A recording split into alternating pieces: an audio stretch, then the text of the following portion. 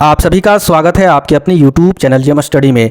आज की वीडियो में हम लोग ज्योग्राफी का दूसरा चैप्टर का, ठीक है, जो आपका न्यू क्वेश्चन बैंक जैक द्वारा जारी किया गया है, उसी से हम लोग 2 नंबर वाले क्वेश्चन का ये दूसरा वीडियो है। पहले वीडियो में मैंने आपको चैप्टर 1 का कंप्लीट सारा करवाया था 2 नंबर वाले क्वेश्चन एक्सप्लेन के साथ, क्योंकि सब्जेक्टिव अगर आप एक्सप्लेन के साथ नहीं समझोगे तो उसको याद नहीं कर पाओगे, ठीक है। रट्टा मारने से अच्छा है आप पहले वीडियो में समझिए, उसके बाद फिर उसका नोट्स बनाइए, उसका नोट्स को क्रिएट कीजिए। अब यहाँ पर जो पॉइंट दिख रहा है ये सारा पॉइंट्स का भी आपको नोट्स बना लेना है। ये आपका दूसरा चैप्टर का मुख्य बिंदु यानी मुख्य जो पॉइंट है, इंपॉर्टेंट जो पॉइंट है जिससे क्वेश्चन एग्जाम में पूछे जाते हैं, वो सारा यहाँ पर पॉइंट दिया है। इसको भी आपको लिखना है। सबसे पहले आप लिखिए, कुछ मत सोचिए। लिखने के बाद फिर आप क्या कीजिएगा, इसको पढ़िएगा एक बार, खुद ब खुद आपको समझ में आने लगेगा। इस चैप्टर में आपको विश्व की जनसंख्या के बारे में आपको देखना है, उसके वितरण के बारे में आपको देखना होगा, यानी किस तरीके से पूरे विश्व में कहाँ कहाँ पर ज़्यादा जनसंख्या है, कहाँ कहाँ पर कम जनसंख्या है, किस तरीके से कहीं पर घनी आबादी है, कहीं पर कम आबादी है, इसका घनत्व क्या है जनसंख्या का, या फिर उसकी वृद्धि जो है, कहीं कहीं पर जनसंख्या बहुत ही तेज़ी से बढ़ जाती है, कहीं कहीं पर जनसंख्या बहुत ही कम है उसकी वृद्धि। इस तरीके से इस चैप्टर में सारा कुछ आपको जानना होगा, ठीक है। आज के वीडियो में हम लोग 2 नंबर वाले क्वेश्चन पर फोकस करेंगे, और हाँ, इसी तरह हम लोग सब्जेक्टिव का सारा टाइप्स, यानी जो आपका 2 नंबर वाला, 3 नंबर वाला और 5 नंबर वाला क्वेश्चन है, कवर करेंगे। तो चैनल को सब्सक्राइब भी कर लीजिएगा। पहला क्वेश्चन आपका जनसंख्या घनत्व को परिभाषित करे। यहाँ पर लिखा हुआ है प्रति इकाई क्षेत्रफल में रहने वाले लोगों की संख्या को जनसंख्या घनत्व कहते हैं।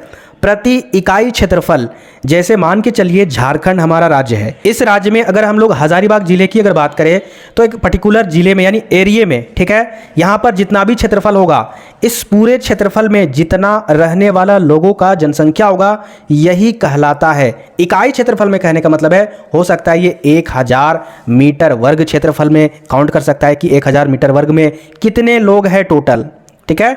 इस तरीके से ही हम लोग किसी भी एरिया का घनत्व निकालते हैं, जनसंख्या घनत्व। आगे बढ़ते हैं, नेक्स्ट क्वेश्चन दूसरा नंबर, और क्वेश्चन नंबर दूसरा क्या आपका, जनसंख्या शून्य क्षेत्र किसे कहते हैं।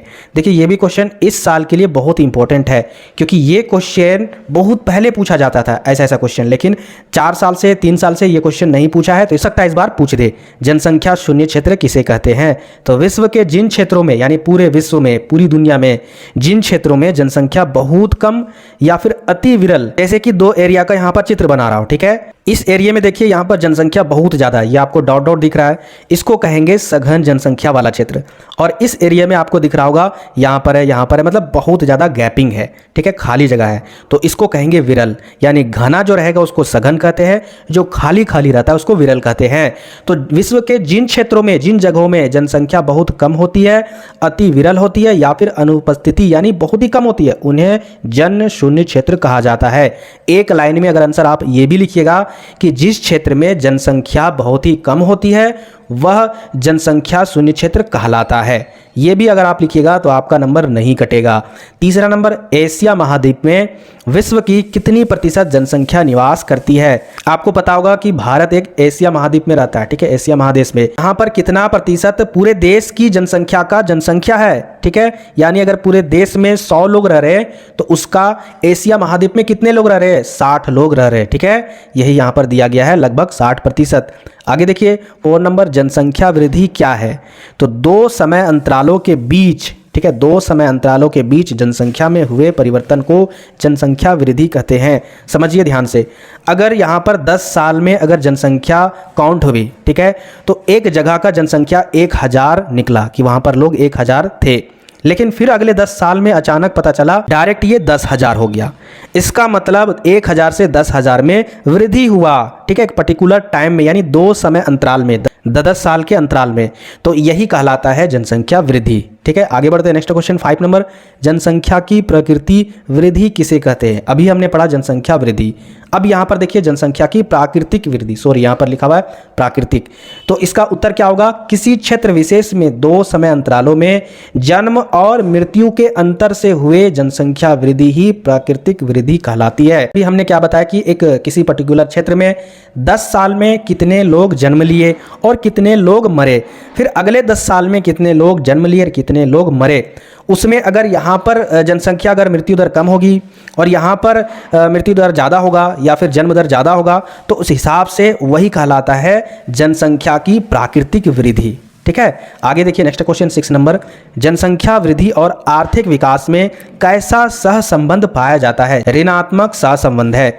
अगर आपसे कोई पूछता है हमारे देश की अगर जनसंख्या बढ़ जाती है तो क्या इस जनसंख्या की अर्थव्यवस्था सुधरेगी या फिर बिगड़ेगी? ऑब्वियसली सभी को पता है बिगड़ेगी। क्यों?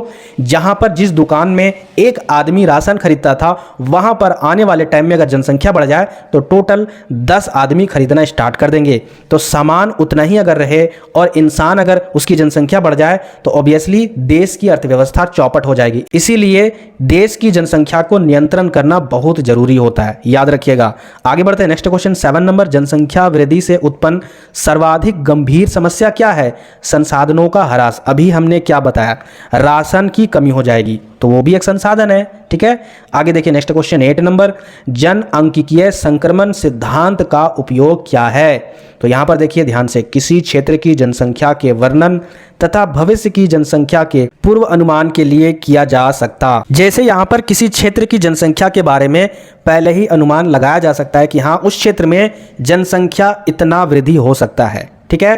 तो वही चीज यहां पर क्या कहलाता है? जनआंकिकीय संक्रमण, ठीक है, सिद्धांत। आगे बढ़ते हैं next question 9 number, question number 9 क्या आपका, जनसंख्या परिवर्तन के 3 घटक कौन से हैं? बहुत इंपॉर्टेंट क्वेश्चन है, ठीक है, ये कई बार रिपीट किया हुआ क्वेश्चन है।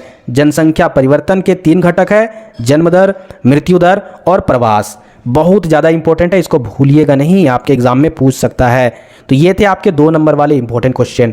देखिए अभी क्वेश्चन कम है, लेकिन अगर धीरे धीरे स्टूडेंट बढ़ना स्टार्ट हो जाएंगे हमारे चैनल में, कमेंट करना अगर स्टूडेंट स्टार्ट कर देंगे तो 100% आगे भी मैं बहुत अच्छा वीडियो लाऊंगा, अच्छे तरीके से समझाऊंगा, जिससे बिना रटे आप याद कर सकते हो क्वेश्चन के आंसर को। जो भी नया स्टूडेंट है प्लीज़ चैनल को सब्सक्राइब कीजिए। इस चैनल में आपको 12th के साथ साथ CUET की भी तैयारी, बेहतर तैयारी करवाई जाएगी। मिलते हैं फिर नेक्स्ट वीडियो में।